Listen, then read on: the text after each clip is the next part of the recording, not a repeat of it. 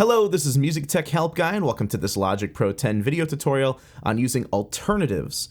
Alternatives can be found under File, Alternatives, and essentially what it lets you do is it allows you to create alternative versions of your project, but they're, instead of having to like copy and paste your project file and create a new one, you can create an alternative within the same project file. So you could have one project file with, say 5 different mix alternatives, and you can jump back and forth between those alternatives.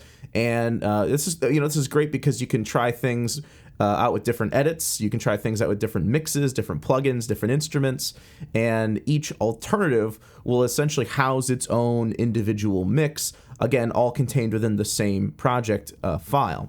So I've got this Coldplay remix that I used in a previous video.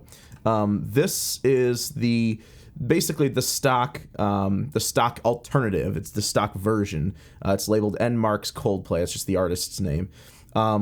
Let's create a new alternative. So we click New Alternative. I'm going to call this Remix Short. And the reason why, and it's going to ask you, do you want to save the one that you're on? I'm going to say no because I didn't do anything to it. Let's say that in this version of the song, I want to cut out this whole section. Maybe I want to make sort of like a radio edit, like a short version of it. So I'm just going to drag over that with the cycle recorder, the locators rather. Go to Edit, Trim, or not Trim. We're going to go to Cut Insert Time. We're going to say Cut Section Between Locators, or Control Command X. We'll say Move. There we go. So we have like sort of like a short version. So I'm going to hit S to save, or Command S to save. Let's also say that we want to create another alternative where, and again, I'm just going to say New Alternative. We'll say Remix Short New Mix, and we'll say in this version, in the mixer, we want to play with our mix a little bit. Maybe we want to add some new plugins. I'm just sort of adding these things haphazardly. Not that it really matters too much. I'm just sort of adding these things haphazardly for now, just for sake of example. Maybe I play around with my faders a bit. Maybe I play around with the pan a bit. So you could have, in our case, 3 different versions of a mix, and we just hit save on that one. So what we can do is, if the artist is like, let me go back and listen to the other mix, well, you just go to File, Alternatives, and you choose which alternative you want. So there's the original, there's the radio edit, I suppose, and then the radio edit with a new mix. So I can go back to this one. It'll take a moment, but it just has to load up the project, but it's going to go back and reload the original mix that we did. So this is really, really cool for being able to store multiple versions of a mix within the same project file. It also helps because, sometimes, I've worked with artists in the past where you do a mix and they're like, yeah, I don't really like it. Can you change this and that and this and that? And then 3 weeks later down the road, they're like, can we go back to the original mix? I actually kind of like that one now. So sometimes those sorts of things happen. So you can see our mix is exactly the way it was before. None of those extra plugins are in there. None of the extra panning is in there.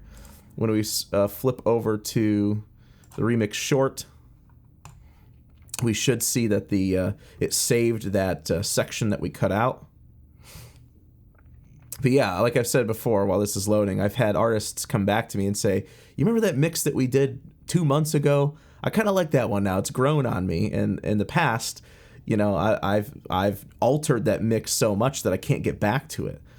So this is a great way of saving some of those changes, saving the progression of your mixes along the course of the timeline of the project. So this one's the short one, and then we can go load up that other one. Let me just pull up the mixer again. None of the pan or volume changes are in here. Let's go back to the other one, the new mix, and this should have all the changes in it.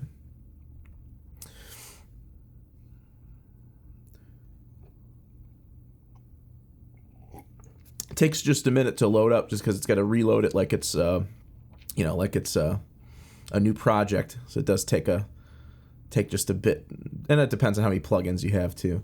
So this one's got all of our mix changes in it, all of our panning changes, all of our extra plugins that we added to it.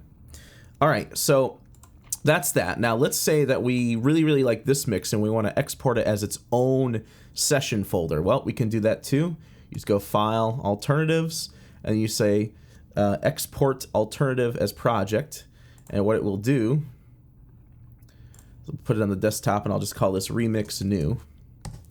What it will do is it will pack all of the files in this session into a new session folder with a new project file into it, so that we can open it up as its own individual project folder and project file. If in case you have 4 or 5 different versions in there that you don't like, you can just export the one that you really like, which is now labeled remix new. And here's the old remix up here. Inside of here, there's a copy of all the session files, samples, sample instruments, all those sorts of things, Alchemy samples, audio files. Anything that was contained in the original remix is now contained down here as well. All right, one last little thing here. I just want to go to File, Alternatives, Edit Alternatives. All this does is it just lets you sort of rename each alternative, and it also gives you sort of like a timestamp of each one, so you can sort of see what date that was saved on originally. So if this first one I want to rename it and call it remix long, I can do that. And you can also remove your alternative. So if I want to remove the middle one, I can hit remove, hit OK, and it's gone. So you can clear out alternatives that you're not going to be using. All right, so very simple video, very simple concept. It's a cool little hidden feature that a lot of people don't use in Logic. Again, allows you to go back and save previous mixes and sort of undo some of the new things that you've done to a mix if an artist says, hey, I want to go back to that old mix. Or you can have an alternative mix, or you can have a radio edit. So, all right, so I hope you guys enjoyed this video, and thanks for watching.